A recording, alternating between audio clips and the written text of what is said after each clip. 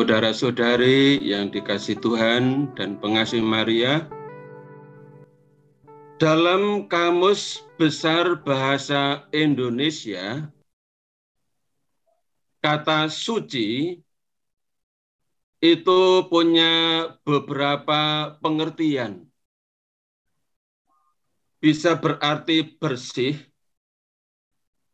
artinya tubuh tidak najis, atau bebas dari noda atau dosa atau celah, sehingga bisa disebut tak bernoda, tak berdosa, tak bercelah.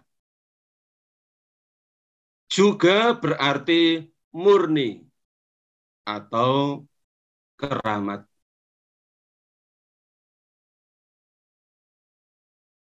Sedangkan kalau kita lihat dalam Kamus Bahasa Inggris, di sana kita temukan kata holy yang berarti suci atau kudus atau keramat. Dan dalam Kamus Bahasa Latin ditemukan kata sanctus untuk laki-laki atau sancta untuk perempuan, yang berarti suci, kudus, mulia, ilahi, murni, jujur, dan saleh.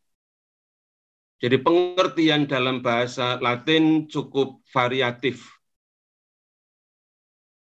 Nah, dari ketiga bahasa tersebut, kata suci yang berarti bebas dari noda atau dosa atau celah, yang berarti tak bernoda atau tak berdosa atau tak bercela, dan murni, ternyata sungguh mewarnai kehidupan Maria. Dan ini yang akan kita bahas, kita pelajari bersama. Maka bisa saya katakan bahwa Maria itu Bunda yang suci.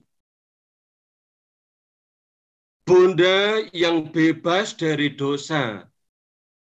Bunda yang tak berdosa. Bunda yang bebas dari noda. Bunda yang tak bernoda. Bunda yang bebas celah. Bunda yang tak bercela.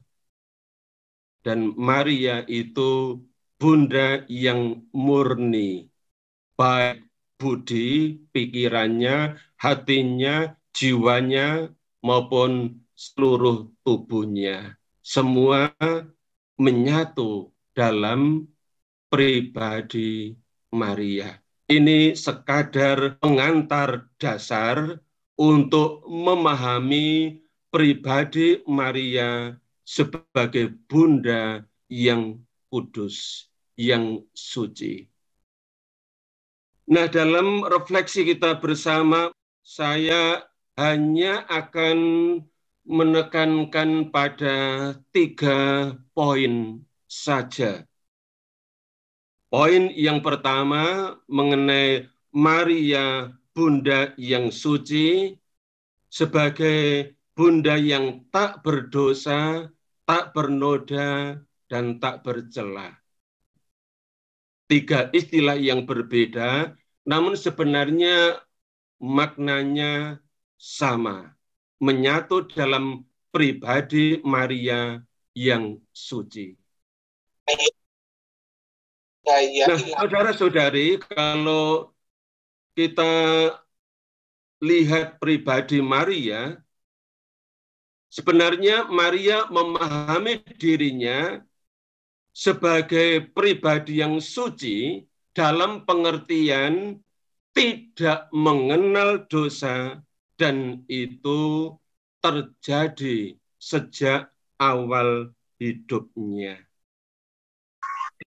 Dalam refleksi ini saya akan banyak mengambil pesan-pesan Bunda Maria yang disampaikan dalam bentuk wawancara batin dengan Romo Stefano Gobbi, seorang imam Italia dari kongregasi Santo Paulus yang menerima dan mencatat pesan-pesan Bunda Maria.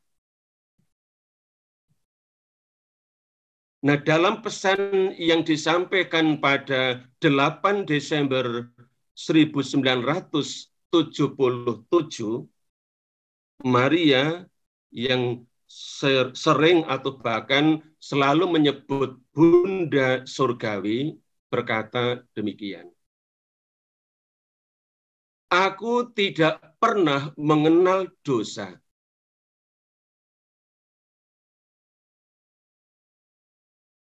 Ya, ini dikatakan oleh Maria sendiri. Aku tidak pernah mengenal dosa. Mengapa bisa demikian? Karena dia telah menerima apa yang disebut dengan karunia istimewa, sehingga ia tak pernah tercemar oleh dosa sejak saat pertama aku dikandung.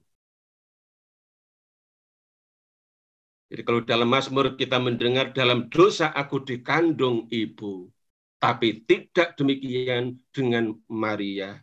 Sejak awal pembuahannya, sejak awal pengandungannya, sejak saat pertama dia dikandung, ia tidak pernah tercemar oleh dosa. Kemudian dalam pesan yang disampaikan pada 6 Februari 1985, Bunda Surgawi berkata, aku berkat karunia khusus yang unik dijaga bebas dari dosa asal dan dipenuhi dengan rahmat.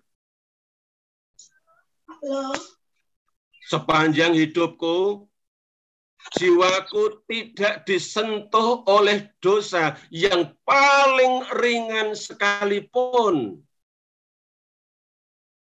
Dalam sekejap pun tidak. Jiwaku selalu sungguh cemerlang, sungguh indah, sungguh murni. Ini disampaikan pada nomor 305 L dan M. Jadi sampai di sini sebenarnya kita melihat bahwa pribadi Maria seorang yang luar biasa.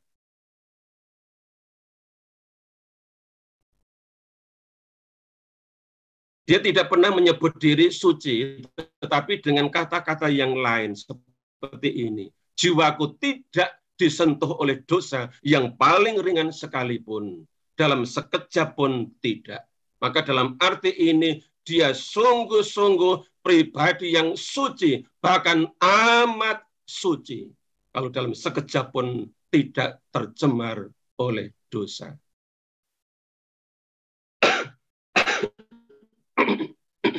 Nah, kata sungguh indah juga punya pengertian serba indah atau serba elok atau maha elok atau paling elok. Nah, variatif ungkapan ini dalam bahasa Latin hanya diperlukan dua kata, tota pulcra. Seperti yang dia katakan dalam berbagai kesempatan. Misalnya pada 8 Desember 1988, Bunda Surgawi berkata, aku adalah yang serba indah. Lalu tahun berikutnya, pada tanggal dan bulan yang sama, dia berkata, aku adalah yang serba elok, tota pulcra. Juga pada 8 tahun sebelumnya, pada tanggal dan bulan yang sama, Bunda Surgawi berkata, aku ini yang paling elok dan yang penuh rahmat. Gratia plena, full of grace. Kemudian pada 8 Desember 1983,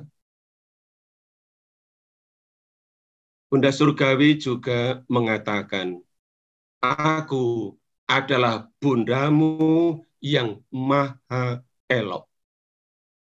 Begitulah kamu memanggil aku. Jadi saudara-saudari, Maria itu sudah memperkenalkan diri sebagai bunda yang maha elok, yang paling elok, yang serba indah. Dan dia katakan, begitulah kamu memanggil aku. Nah, masalahnya apakah sampai sekarang kita pernah memanggil Maria sebagai bundaku yang maha elok? Mungkin belum pernah menyebut Maria sebagai bundaku yang maha elok, yang paling elok, yang serba indah. Tapi dia mau disebut demikian.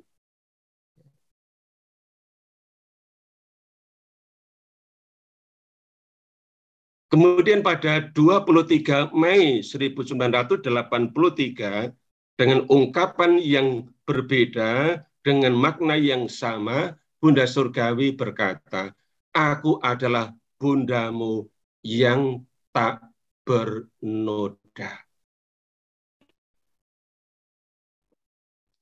Pada kesempatan lain, 1 Januari 1989, Bunda Surgawi mengawali pesan-pesannya pada hari itu dengan berkata, aku adalah bundamu yang tak bernoda, yang menuntun kamu kepada Yesus dan mengantar kamu kepada damai.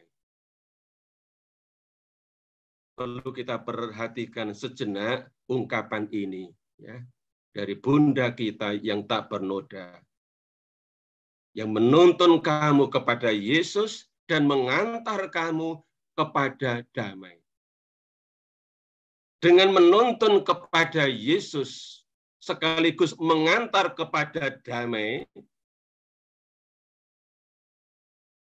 karena ada alasan mendasar.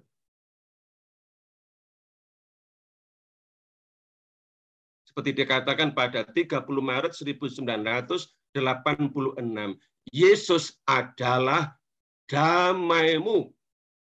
Jadi kalau Maria mengantar, menuntun kepada Yesus, itu berarti dia menuntun anak-anaknya kepada damai. Karena Yesus sendiri adalah damai. Dan itu yang dilakukan oleh Maria, bunda kita yang tak bernoda. Setiap hari menuntun kita kepada Yesus putranya.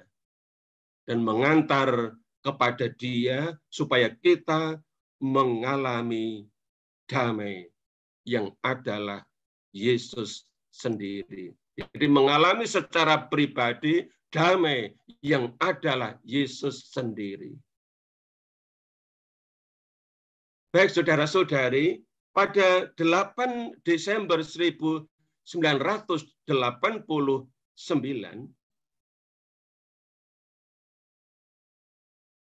Maria berkata demikian. Putra-putraku terkasih, hari ini kamu memandang semarak tak bernoda bunda surgawimu. Aku adalah yang dikandung tanpa noda.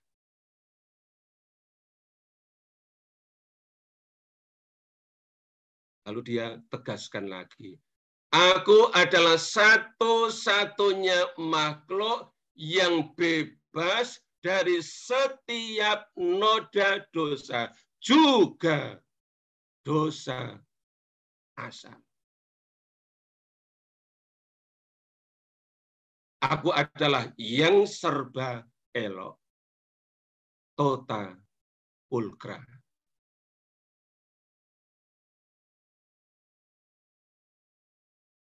Inilah pribadi Maria sesungguhnya. Lewat pesan-pesan itulah kita tahu siapa pribadi Maria itu.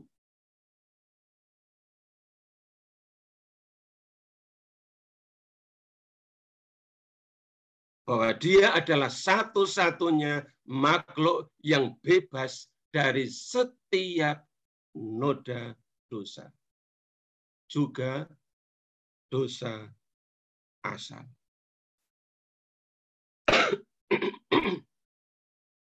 Nah, karena Maria adalah satu-satunya makhluk yang bebas dari setiap noda dosa, juga dosa asal, maka ia adalah yang tersuci di antara semua makhluk.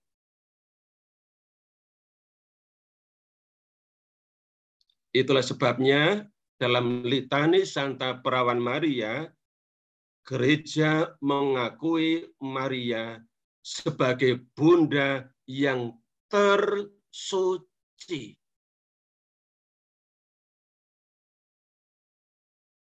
Sebagai bunda yang termurni. Sebagai bunda yang tak bercela atau yang tak bernoda atau yang tak berdosa. Ada seorang kudus namanya Santo Germanus dari Konstantinopel.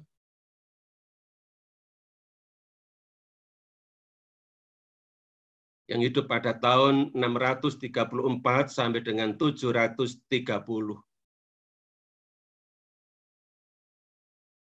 Pada hari raya kabar sukacita, dia menyampaikan homili tentang Maria.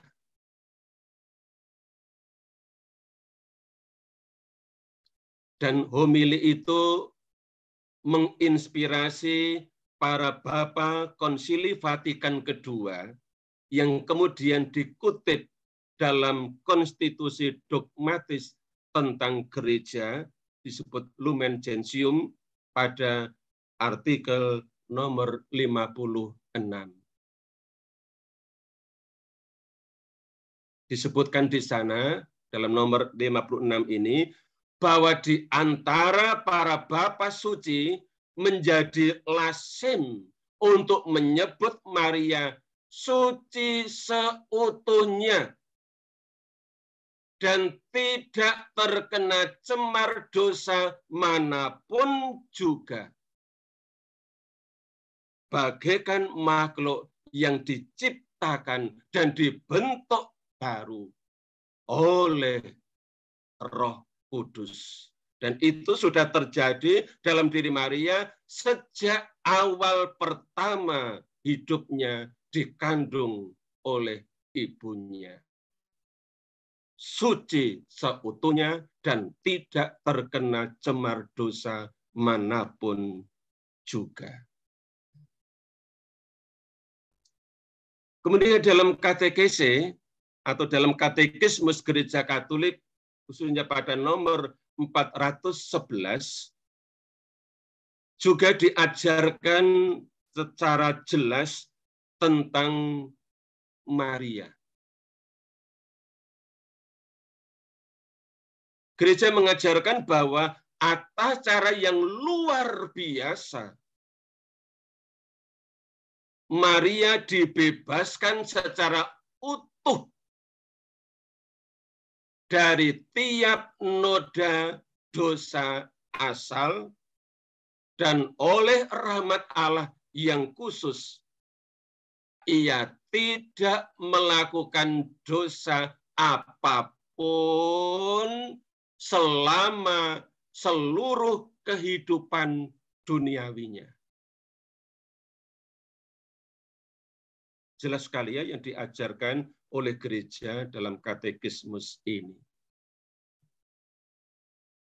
Atas cara yang luar biasa, Maria dibebaskan secara utuh dari tiap noda dosa asal.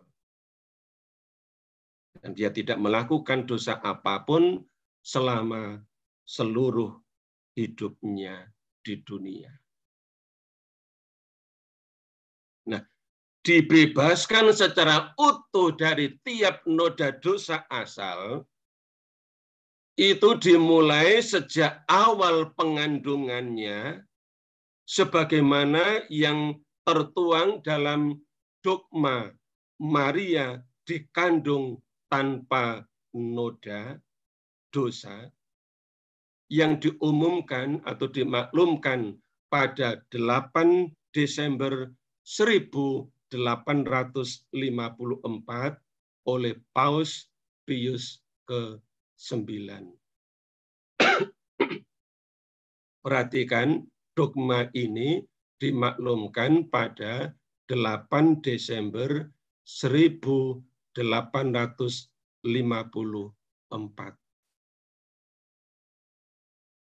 Nah, perhatikan, pada penampakan ke-16 di Lourdes, pada 25 Maret 1858, artinya 4 tahun sesudah dogma itu diresmikan, Bunda Maria berkata kepada Bernadette Soubirous, waktu itu pagi hari, Yo soy la Immaculada Concepción, atau I am the Immaculate Conception, atau aku adalah yang dikandung tanpa noda.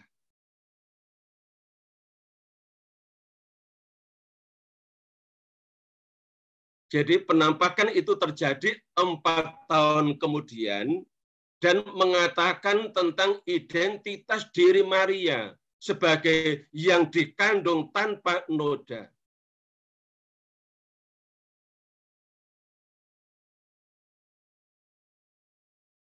Itu berarti bahwa apa yang diajarkan oleh gereja, apa yang dimaklumkan dalam dogma itu benar adanya. Penampakan Maria itu menegaskan yang diajarkan gereja tidak salah. Nah, saudara-saudari, bahwa Maria sejak saat pertama ia dikandung, dikaruniai cahaya kekudusan istimewa, dikatakan oleh para Bapak Konsil Vatikan kedua nomor 56, ini hanya terjadi berkat jasa Kristus. Dan ini diajarkan oleh gereja dalam katekismus gereja Katolik nomor 492.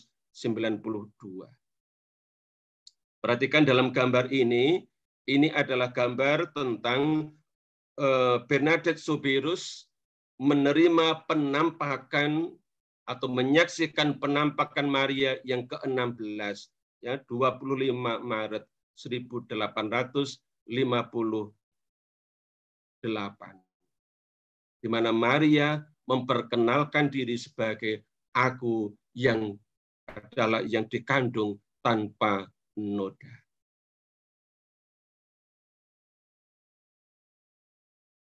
Jadi sejak saat pertama ia dikandung, dikaruniai cahaya kekudusan istimewa.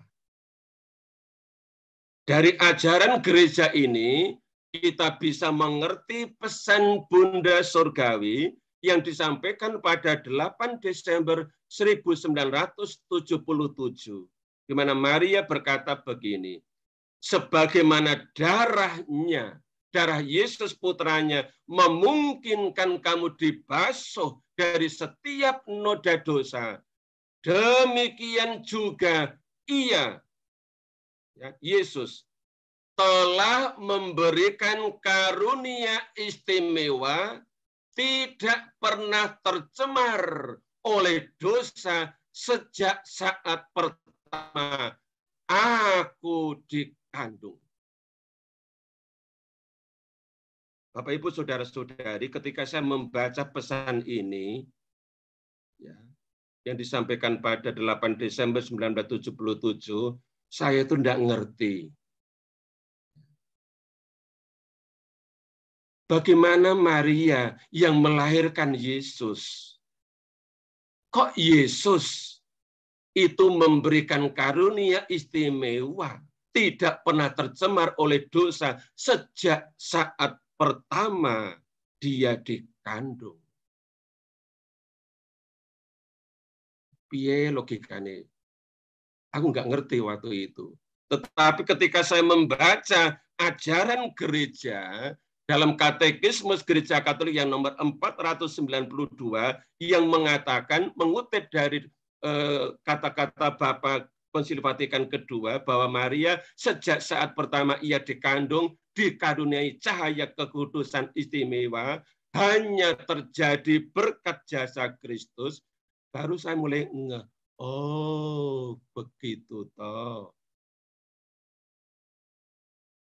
Baru saya mengerti apa yang dikatakan oleh Maria lewat kata-kata yang disampaikan pada 8 Desember 1977 ini.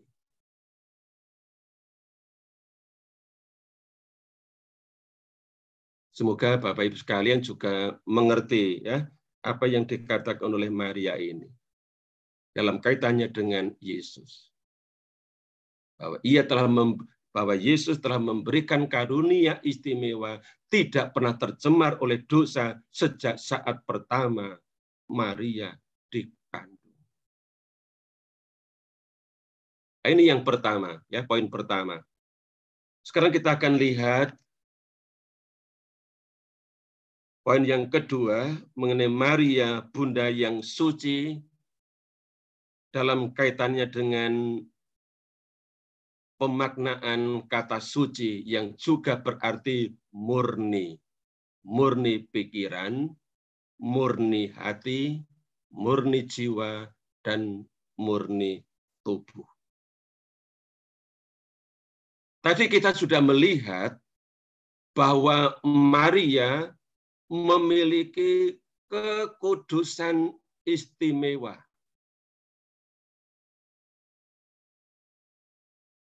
Dan Santo Germanus yang diteguhkan oleh para Bapak Konsili Vatikan kedua menyebut sebagai suci seutuhnya dan tidak terkena cemar dosa manapun juga. Oleh karena itu, Maria juga memiliki pikiran, hati, jiwa, dan tubuh yang murni. Lewat pesan-pesan Bunda Maria, kita akan mengerti tentang identitas Maria, pribadi Maria yang murni, pikiran, hati, jiwa, dan tubuh.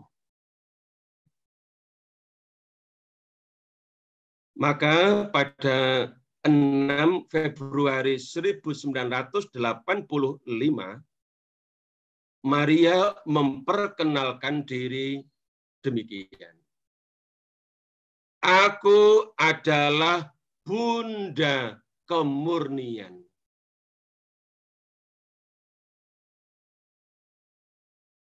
Disampaikan dalam pesannya nomor 305C. Maka mari kita lihat 4 poin ini satu persatu.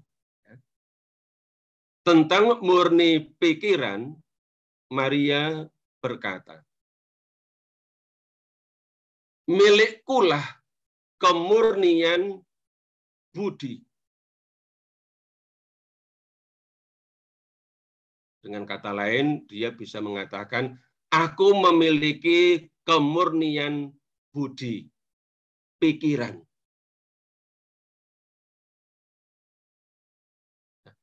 Pikiran yang murni ini selalu diarahkan untuk mencari, merenungkan, memegang, dan menghayati kehendak Tuhan.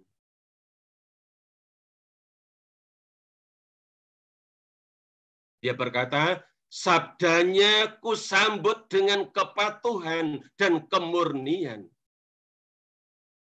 Sepanjang seluruh hidupku, tidak sedikit pun bayangan keraguan-raguan atau kesesatan pernah merusakkan integritas perawani budiku.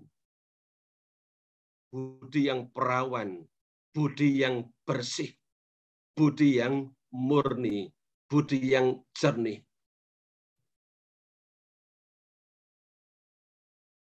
Jadi milikkulah kemurnian budi. Karena memang sepanjang seluruh hidupnya, tidak sedikit pun bayangan, keraguan-raguan, atau kesesatan pernah merusakkan integritas perawani budiku. Maka sebagai contoh, dalam Injil Lukas bab 1, kita menemukan bagaimana Maria ini yang memiliki budi atau pikiran yang murni, yang jernih, yang bening. Sehingga ketika Allah mengutus malaikatnya Gabriel untuk menyampaikan pesan, untuk menyampaikan apa yang menjadi kehendak Allah bagi Maria, lewat dialog interaktif antara malaikat Gabriel dan Maria, kunjungan malaikat itu ditutup dengan jawaban indah dari Maria. Dia berkata, sesungguhnya aku ini adalah hamba Tuhan. Jadilah padaku menurut perkataanmu itu. Yang kau katakan itu, yang disampaikan dari Allah, terjadilah padaku. Artinya, aku menerima sepenuhnya apa yang menjadi kehendak Allah yang engkau nyatakan kepadaku. Inilah budi yang murni membuat Maria dengan mudah mengenal, memahami, dan menyanggupi apa yang menjadi kehendak Tuhan.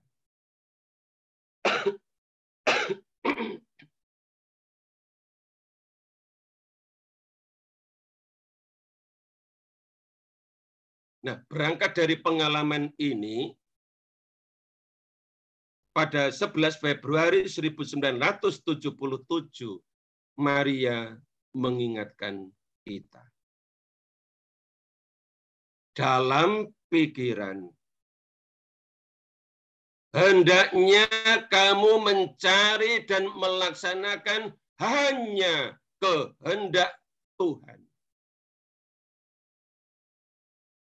Pikiranmu hendaknya sungguh-sungguh terbuka untuk menerima terangnya. Jangan mengotorinya dengan kelekatan pada cara pikirmu sendiri. Pada cara pikir kebanyakan orang dewasa ini. Bahkan yang tidak mau berpikir, yang tidak mau menggunakan akal budinya, membiarkan pikirannya seperti dalam gambar ini ya dipenuhi dengan banyak hal. Jadi di otak itu pating kruntel, ya banyak hal yang terpikirkan, ya. Jadi kalau dirasakan itu seperti salah satu itu cenut-cenut kiri kanan atas bawah cuma cenut-cenut, ya. Karena begitu banyak hal dipikirkan. Dan itulah sebabnya menjadi amat sulit mengerti, mengenal, dan melakukan kehendak Tuhan. Bahkan orang atau kita menjadi bingung, sakjane yang namanya kehendak Tuhan itu yang mana sih? Aku kok nggak ngerti jelas. Ya selama otak kita ini tidak bersih, penuh dengan banyak hal, penuh dengan banyak pikiran, ya mikirkan tentang anak, tentang perempuan, tentang beli mobil, tentang kerjaan, mau kemana, pikirannya sulit untuk tenang. Dan selama itu dia akan sulit untuk mengenal kehendak Tuhan.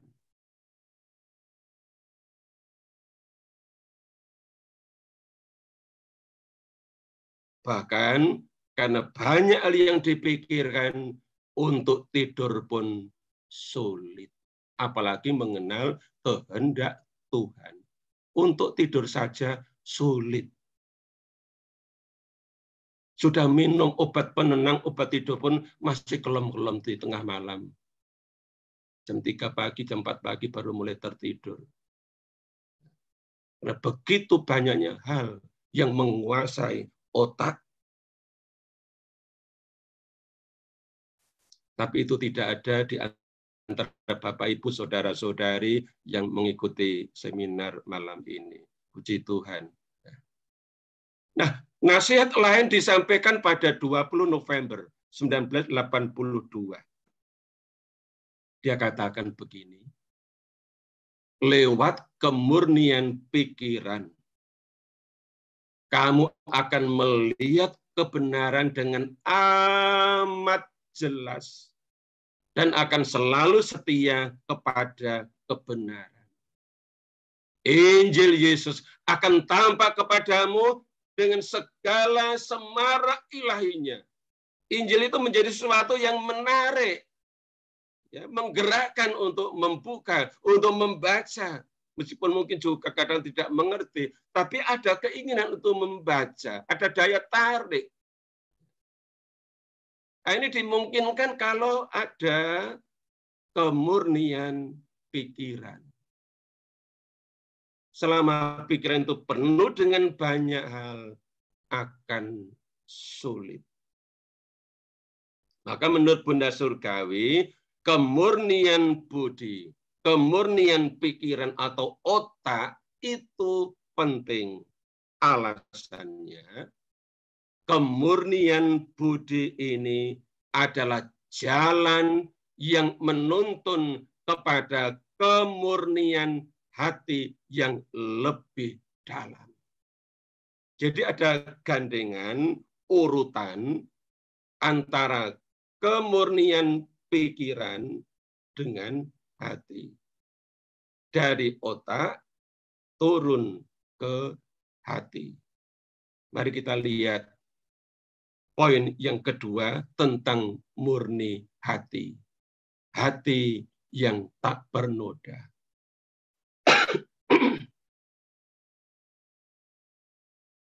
Pada 16 Oktober 1973, Maria berkata, hatiku juga hati yang tak bernoda.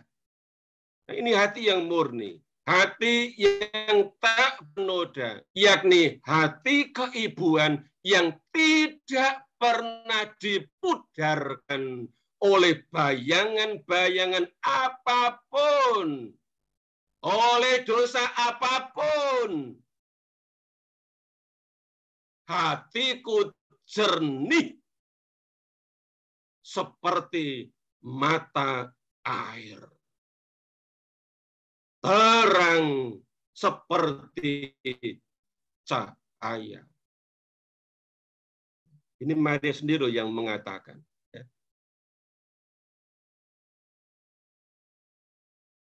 Hanya ada di pesan nomor 21M yang disampaikan pada 16 Oktober 1973. Hatiku jernih seperti mata air. Itulah hati yang murni. Maka kalau Bapak Ibu Saudara-saudari pernah berziarah ke Lourdes, ke Grotto Massabil, Anda bisa menyaksikan di sana ada sumber mata air yang jernih. Mata air ini mengalir sepanjang tahun dan jernih sekali airnya.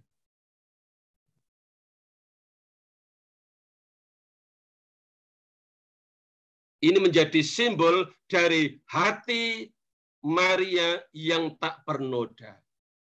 Hati yang murni. Di mana dia katakan, hatiku jernih seperti mata air. Persis seperti mata air yang ada di Grotto Massabil Lourdes. Yang terus mengalir, tidak pernah kering, dan selalu jernih. Meskipun musim hujan, ada banjir. Tapi air yang dari sini selalu jernih.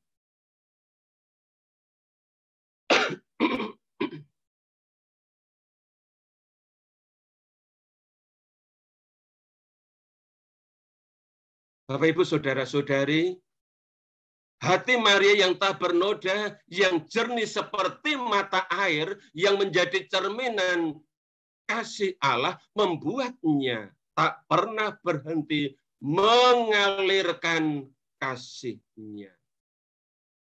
Seperti dikatakan pada 15 September 1975, pesan nomor 81C, Maria katakan begini, berkat karunia istimewa, hatiku yang tak bernoda, tidak pernah berhenti berdenyut untuk mengalirkan kasih kepadamu. Pertanyaannya, Bapak, Ibu, Saudara-saudari, merasa enggak kalau kasih Maria itu terus mengalir kepada kita? Kerosong enggak? Ini bisa menjadi batu uji, apakah hatiku murni? Apakah hatiku bersih sehingga bisa merasakan aliran kasih Maria yang tak bernoda ini?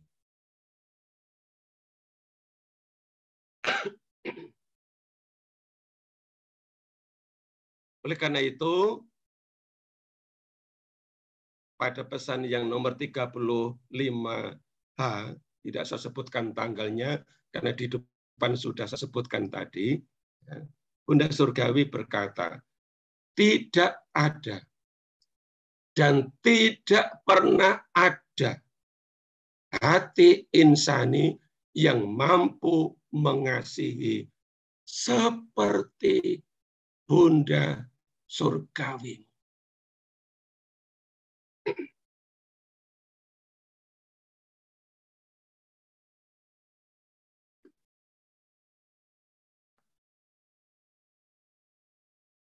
Yang tidak pernah berhenti berdenyut mengalirkan kasih. Seperti sumber mata air ini yang tidak pernah berhenti mengalirkan air yang jernih.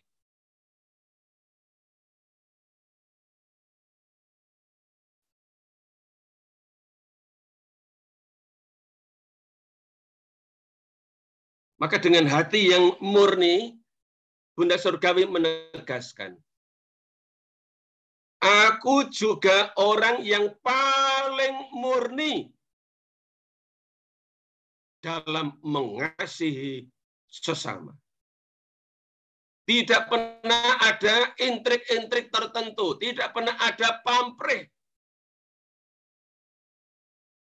Mengasihi dengan paling murni. Dia katakan, sesudah Yesus, tidak ada makhluk yang mampu mengasihi umat manusia seperti hati bundamu.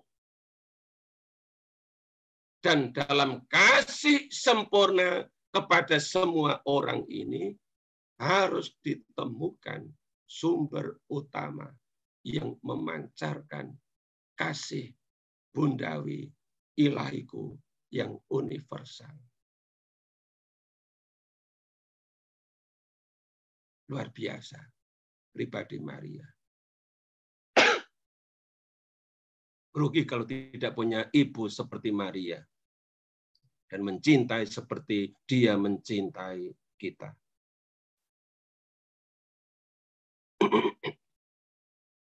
Paling murni dalam mengasihi sesama, mengasihi manusia, termasuk mengasihi Yusuf suaminya dengan kasih, dengan hati yang paling murni.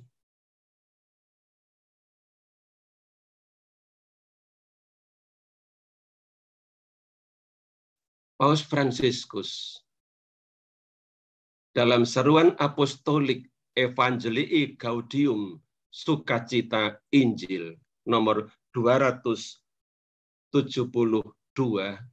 mengatakan,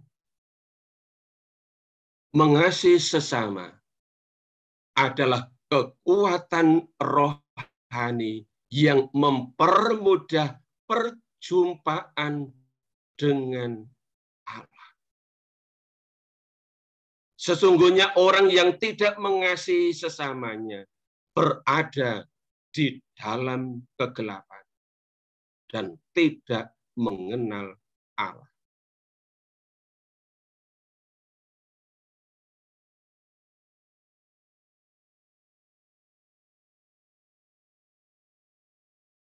Penting untuk diperhatikan ini ya, mengasihi sesama adalah kekuatan rohani yang mempermudah perjumpaan dengan Allah. Dan Maria mengasihi sesama, mengasihi manusia, mengasihi kita dengan hati yang paling murni. Karena dia melihat dalam diri orang-orang ini, juga dalam diri kita, dia melihat Allah yang hidup, yang hadir dalam ciptaannya yang secitra dengan Allah. Maka mengasihinya dengan hati yang paling murni. Paus Benediktus ke-16 dalam ensiklik Deus Caritas Est, Allah adalah kasih, pada nomor 16 mengatakan hal senada. Menutup mata terhadap sesama atau memalingkan diri dari sesama. Nggak mau ngereken orang lain. Paus Benediktus ke-16 katakan, juga membuat kita buta terhadap Allah. Jadi kalau terhadap orang lain menutup mata, begitu juga terhadap Allah yang tidak kelihatan. Dengan yang kelihatan saja tidak mau peduli, tidak mau ngereken, tidak mau mengasihi, tidak mau menyapa dan sebagainya, apalagi dengan yang tidak kelihatan. Adalah jalan perjumpaan pribadi dengan Allah.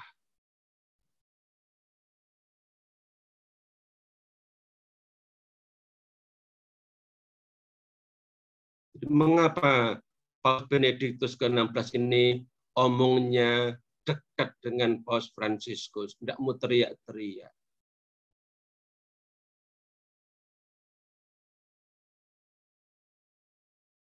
Apa Ibu bisa menafsirkan sendiri? Pasti bukan karena Paus Fransiskus mulai budek, tidak, pasti tidak.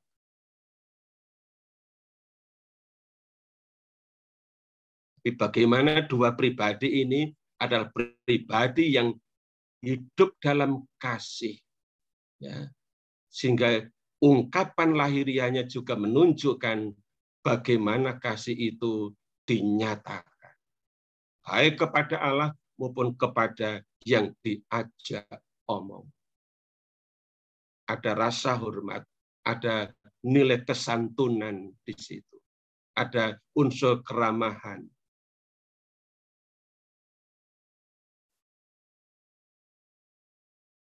Oleh karena itu Bunda Surgawi berpesan masih pada nomor 120. Pada bagian N, dia katakan begini. Aku mengendaki kamu murni hati, supaya sungguh mampu mengasihi. Hanya yang murni hati, dia akan mampu mengasihi dengan sungguh.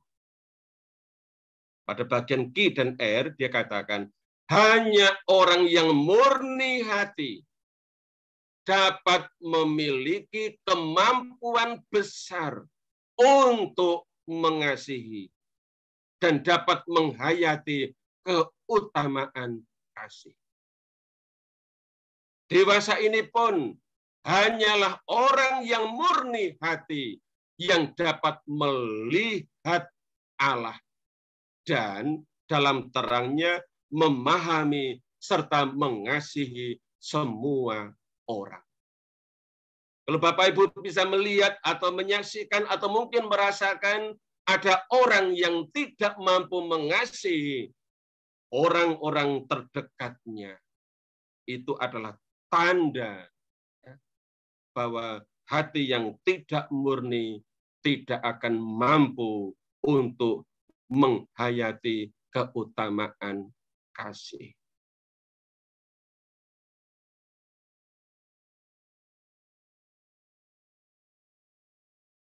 Maka dalam pesan tanggal 1 Maret 1980, Maria berkata begini, berbahagialah orang yang murni hatinya, sebab mereka akan melihat Allah.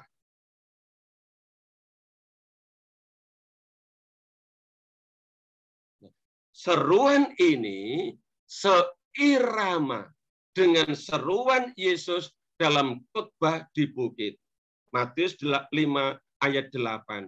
Yesus katakan, berbahagialah orang yang suci hatinya, karena mereka akan melihat Allah. Perhatikan saudara, antara ibu dan anak menyampaikan seruan yang sama. Seruan Maria adalah seruan Injili. Karena sama persis seperti yang dikatakan oleh putranya dalam Injil, dalam khotbah di bukit. Dalam sabda bahagia itu. Maka melihat Allah, berjumpa dengannya, dimungkinkan oleh hati yang murni dan mengasihi sesamanya.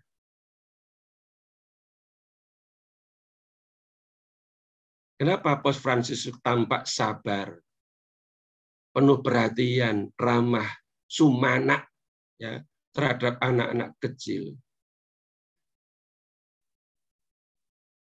Karena beliau melihat Allah dalam keceriaan anak-anak kecil ini.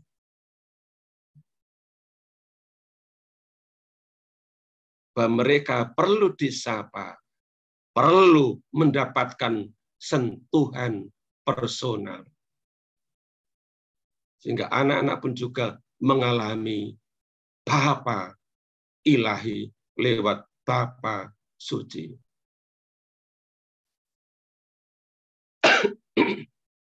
Baik, saudara-saudari, kita lihat sekarang yang ketiga tentang jiwa yang murni.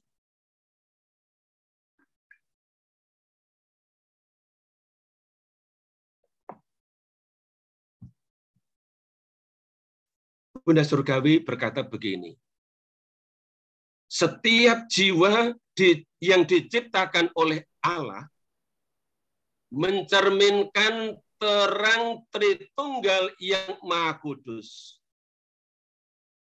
Mengapa? Karena jiwa itu rohani dan dibuat mampu ambil bagian dalam kodrat ilahinya. Oleh karena itu, dapat memahami bagaimana tidak ada jiwa yang akan mampu memancarkan semarak Bapa dan Putra dan Roh Kudus,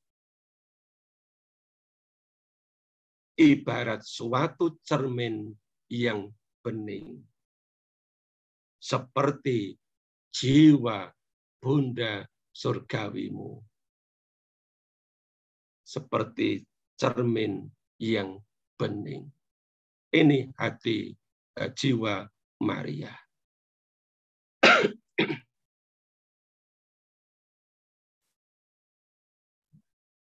Ibarat suatu cermin yang bening. Apa alasannya? Masih dalam pesan nomor 305 bagian M dikatakan begini. Sepanjang hidupku, jiwaku tidak disentuh oleh dosa yang paling ringan sekalipun. Dalam sekejap pun tidak. Sakedepan pun enggak. Jiwaku selalu sungguh cemerlang, sungguh indah, sungguh murni. Jadi mengapa ibarat suatu cermin yang bening? Karena ini alasannya. Sepanjang hidupnya, jiwanya tidak disentuh oleh dosa yang paling ringan sekalipun. Alasan lain, dia katakan, aku berkat karunia khusus yang unik, dijaga bebas dari dosa asal dan dipenuhi dengan rahmat.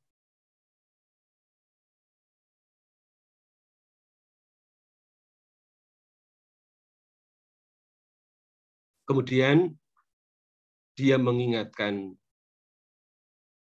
kita. Jiwa menjadi tidak murni kalau dikaburkan atau diselubungi oleh bayangan dosa, bahkan yang paling samar sekalipun. Suatu dosa ringan yang paling ringan pun menyuramkan kecemerlangannya, menimbulkan noda, dan merusak keindahan jiwa.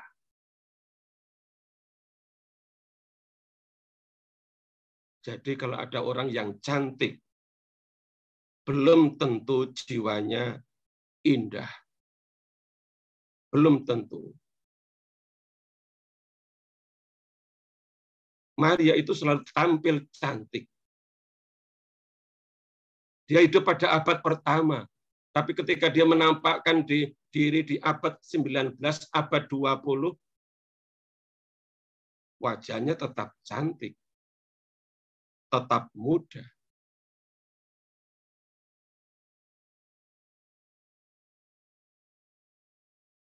Karena apa? Sama seperti jiwanya yang cemerlang, yang indah.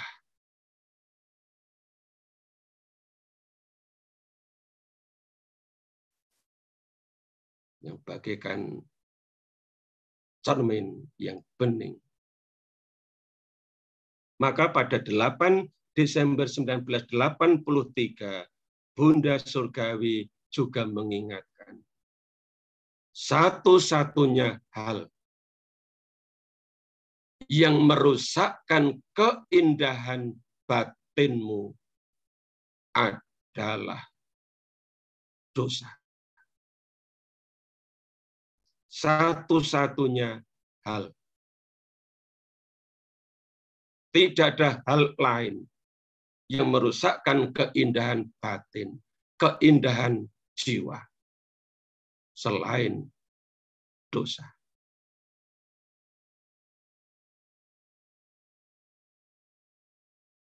Karena itu dosa ringan sekalipun Bunda Surgawi tidak berkenan. Maka pada 4 Juli 1986, Bunda Maria katakan, tetapi dosa-dosa kecil pun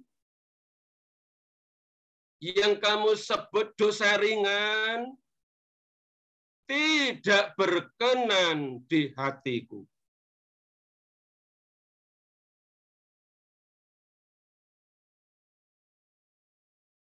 Dosa-dosa ini, dia berikan contoh dosa-dosa ringan, bisa berupa egoisme, mementingkan diri sendiri, fokusnya pada diri sendiri, nggak mau peduli sama orang lain, nggak mau tolong orang lain. Contoh lain, kelekatan kepada diri sendiri. Kelekatan kepada makhluk ciptaan. Serta kepada cara pikirmu. Macam-macam kelekatan ini menjadi contoh dari dosa-dosa kecil. Ini semua merupakan bayang-bayang samar yang menyuramkan keindahan jiwamu.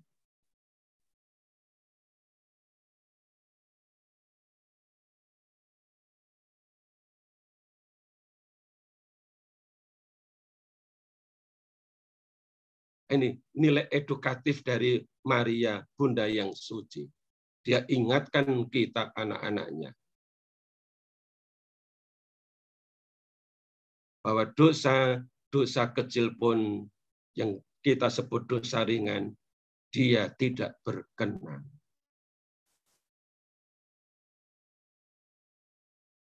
Santa Teresa dari Avila, seorang kudus Karmel asal Spanyol, yang hidup pada abad pertengahan, dalam autobiografinya bab 40, dia berkata begini, amat bermanfaat bagiku dan membuat aku menyesali waktu-waktu ketika karena dosa-dosaku aku begitu menghitamkan jiwaku.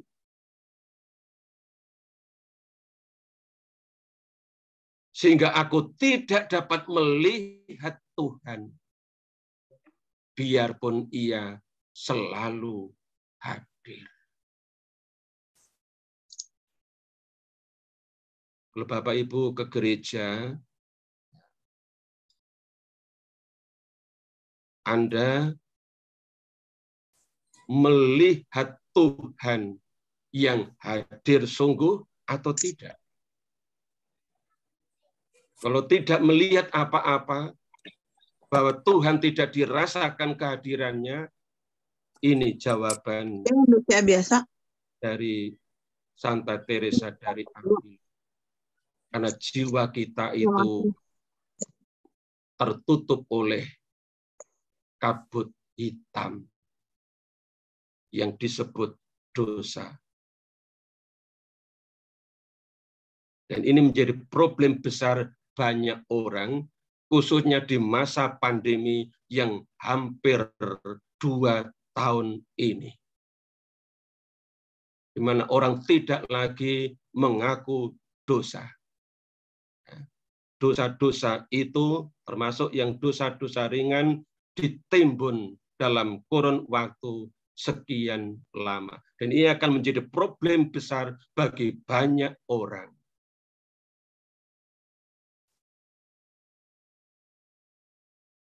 Karena itu Santo Agustinus mengingatkan kita begini. Selama manusia berziarah dalam daging, ia paling sedikit tidak dapat hidup tanpa dosa ringan. Pasti ada yang namanya dosa dosa ringan. Kalau orang mengatakan tidak punya dosa, itu bohong. Selama masih hidup dalam daging, selama napas masih berdetak, jantung masih berdetak, nadi masih berdenyut, masih bisa melakukan dosa seringan apapun. Santo Agustinus katakan, tetapi jangan menganggap bahwa dosa yang kita namakan dosa ringan itu tidak membahayakan. Kalau engkau menganggapnya sebagai tidak membahayakan, kalau menimbangnya, hendaknya engkau gemetar. Kalau engkau menghitungnya. Banyak hal kecil membuat satu timbunan besar. Banyak biji membentuk satu tumpuan. Jadi, harapan apa yang kita miliki? Di atas segala-galanya, pengakuan dosa.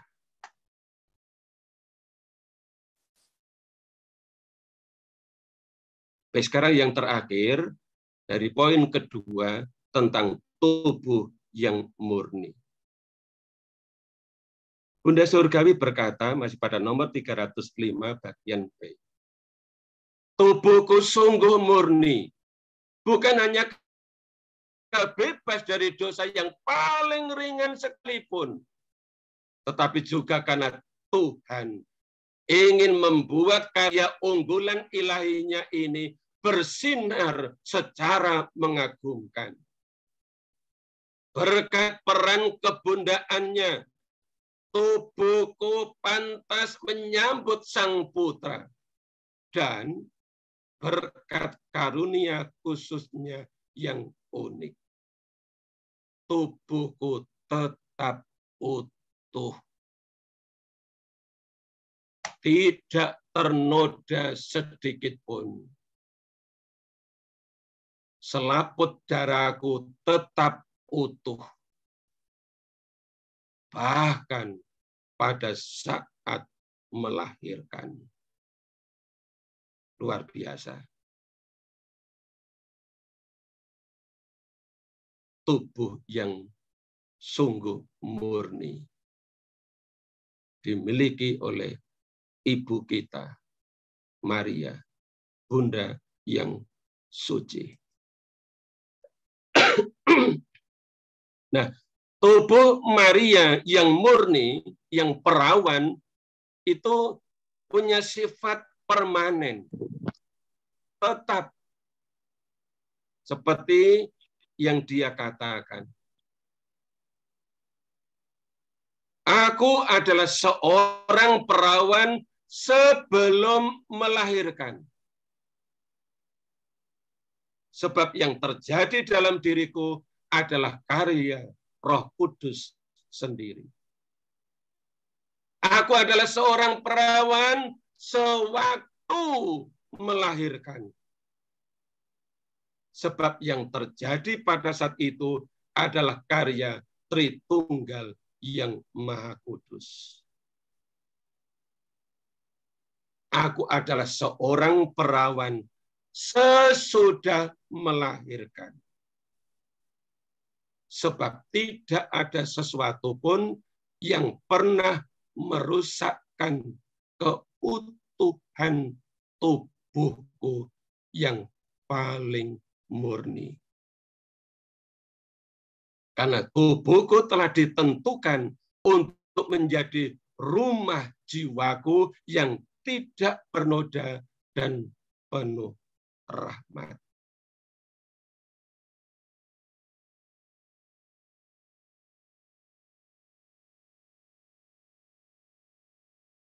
Bapak Ibu Saudara-saudari, Sinode Lateran tahun 649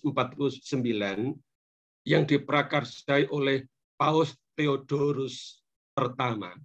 Ya, jadi gambar ini memaklumkan dogma Maria kedua tentang Santa Perawan Maria tetap perawan selamanya. Baik sebelum selama maupun sesudah kelahiran Yesus. Pemberakarsanya adalah Paus Theodorus pertama. Sayang, beliau meninggal sebelum Sinode Lateran ini berakhir.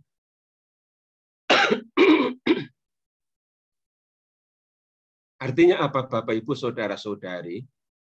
Pesan Bunda Maria yang disampaikan pada 6 Februari 1985.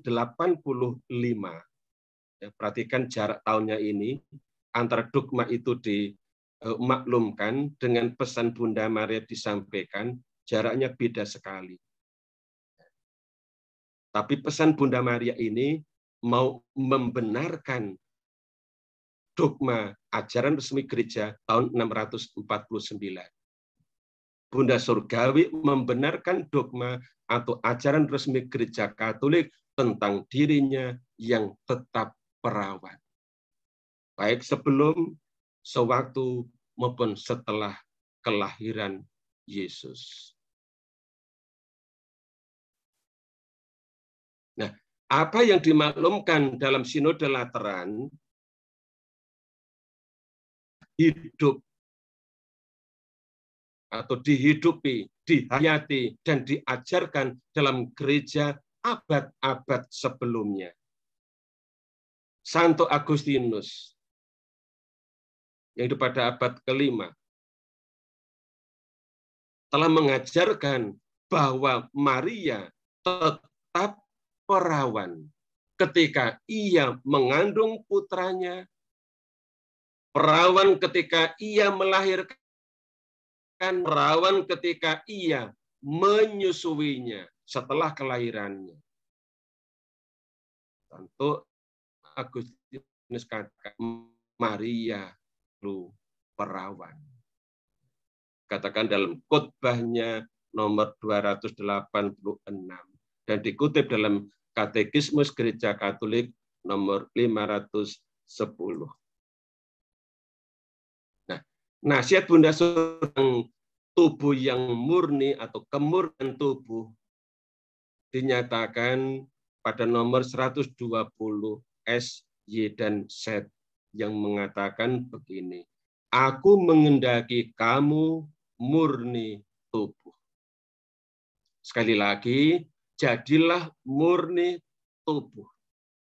Sebab suatu hari nanti tubuhmu akan hancur, akan dibangkitkan rohani dan murni untuk menikmati terang dan kehidupan Allah.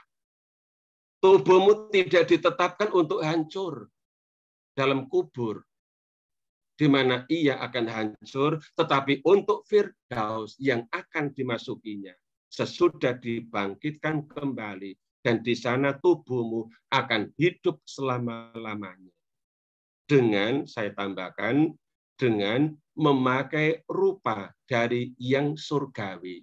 Ya, dikatakan dalam 1 Korintus 15 ayat 49 yang dibacakan dalam bacaan kedua hari Minggu kemarin. Atau dalam bahasa Paulus dalam suratnya kepada jemaat di Filipi bab 3 ayat 21, kita akan mengenakan tubuh yang serupa dengan tubuh Kristus yang mulia, yang telah bangkit. Baik, Bapak, Ibu, Saudara-saudari, ini yang ketiga, yang terakhir. Lanjut, karena tadi Romo tidak menyebutkan harus sampai jam berapa saya harus omong, maka saya akan lanjut sampai bahan selesai. Ya, mohon maaf kalau agak lama. Yang ketiga, yang terakhir, Maria, Bunda yang suci, teladan kesucian bagi gereja. Santo Ambrosius yang hidup pada tahun 340 sampai 397, dia adalah seorang uskup dan pujangga gereja, mengajarkan bahwa Maria adalah pola gereja. Pola gereja, model bagi gereja, panutan bagi gereja, teladan bagi gereja. Sebab itu, kalau Maria adalah Bunda yang suci, yang tak berdosa, yang tak bernoda, yang tak bercela, yang murni pikiran, hati, tubuh, dan maka gereja yang kudus sekaligus terdiri dari anggota-anggota yang berdosa perlu meneladan Maria. Para Bapak Konsili Vatikan kedua dalam Lumen Gentium nomor 8 mengatakan begini. Gereja itu suci. Dan sekaligus harus dibersihkan. Saya beri keterangan, karena merangkum pendosa-pendosa dalam pangkuannya sendiri. Serta terus-menerus menjalankan pertobatan dan pembaruan. Maka, seperti dikatakan dalam Katekismus Gereja Katolik nomor 823, semua anggota gereja, juga pejabat-pejabatnya, mulai dari paus, mulai dari kardinal, uskup agung, uskup biasa, para imam, para diakon, biarawan-biarawati, dan ke bawah sampai tingkat akar rumput, harus mengakui bahwa mereka adalah orang berdosa. Dalam 1 Yohanes 1 ayat 8-10 dikatakan ke sana, kalau orang tidak mengakui bahwa dirinya berdosa, ia pendusta. Di dalam semua mereka, tumbuhlah di samping benih Injil yang baik, juga lalang dosa sampai akhir zaman. Maka lalang itu tidak boleh dicabut, supaya tidak kena pada yang lain. Tapi masing-masing perlu pembersihan diri. Kemudian dikatakan, sejak di dunia ini, gereja ditandai kesucian yang sesungguhnya, meskipun tidak sempurna atau belum sempurna. Dikatakan dalam Lumen Gentium 48. Artinya, gereja masih harus mencapai lagi kekudusan dalam anggota-anggotanya. Ini yang harus menjadi perjuangan setiap pribadi. Oleh karena itu, pada 13 Oktober 1973, Bunda Surgawi berpesan kepada para imamnya yang bergabung dalam gerakan Imam Maria. Jumlahmu tidak harus banyak, tetapi kamu harus suci. Kalau saya merenungkan kata-kata Maria ini, saya seringkali merasa gemetar. Karena tuntutan Maria yang sungguh-sungguh tinggi. Kamu harus suci. Tapi Maria katakan, dan aku akan membimbing kamu semua kepada kesucian yang unggul. Kalau kamu semua sungguh mempercayakan diri sepenuhnya kepada.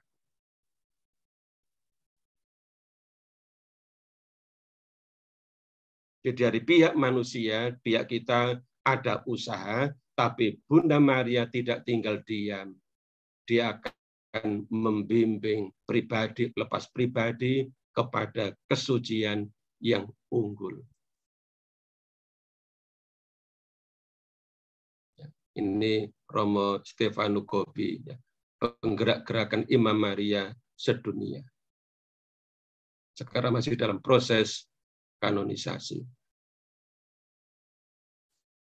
Jika Maria adalah seorang ibu yang suci, maka dia mengendaki anak-anaknya juga menjadi suci. Itulah sebabnya pada 9 Agustus 1973 dia berkata, kamu harus menjadi suci. Dan pada 24 Agustus 1973, tidak lama setelah 9 Agustus,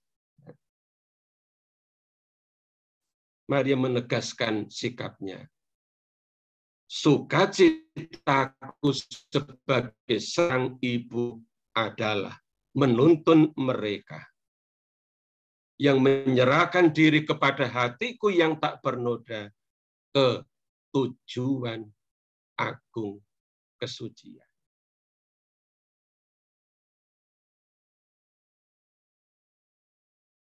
Ini sukacita Maria, Bunda yang suci, menuntun siapapun yang menyerahkan diri kepada hatinya yang tak bernoda ke tujuan agung kesucian.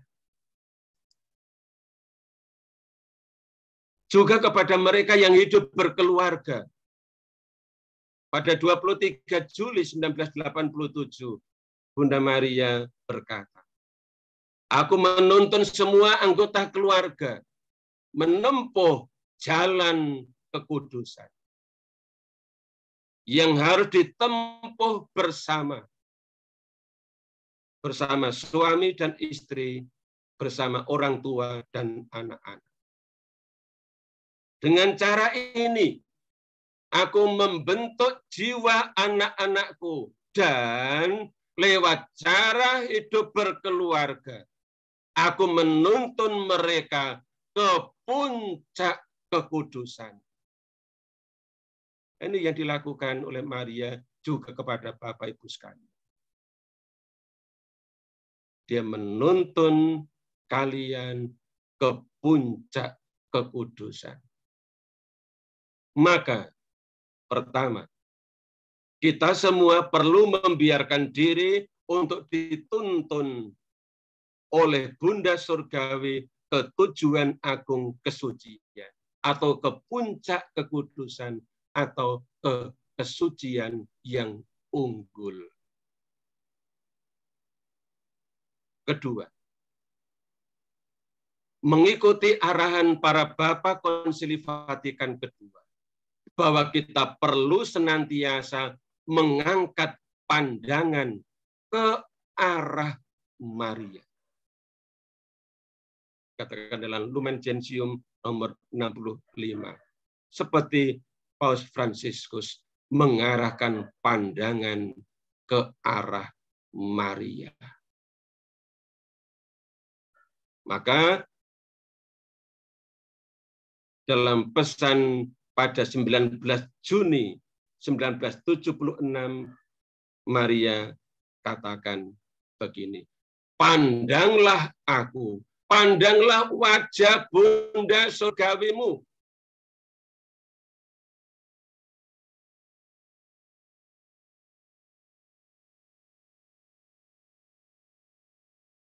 Mengapa harus memandang wajahnya? Gereja mengajarkan begini. Sebab di dalam dia, di dalam Maria, gereja sudah kudus sepenuhnya.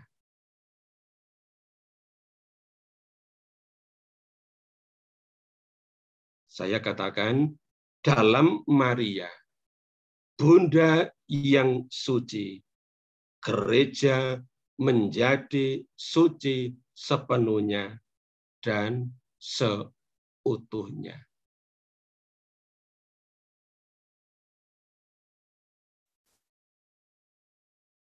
Maka sebagai penutup, saya kutipkan kata-kata Paus Fransiskus dalam seruan apostolik Gaudete et Exsultate, bergembiralah dan bersukacitalah, pada nomor 176. Maria adalah orang suci di antara para kudus yang paling terberkati.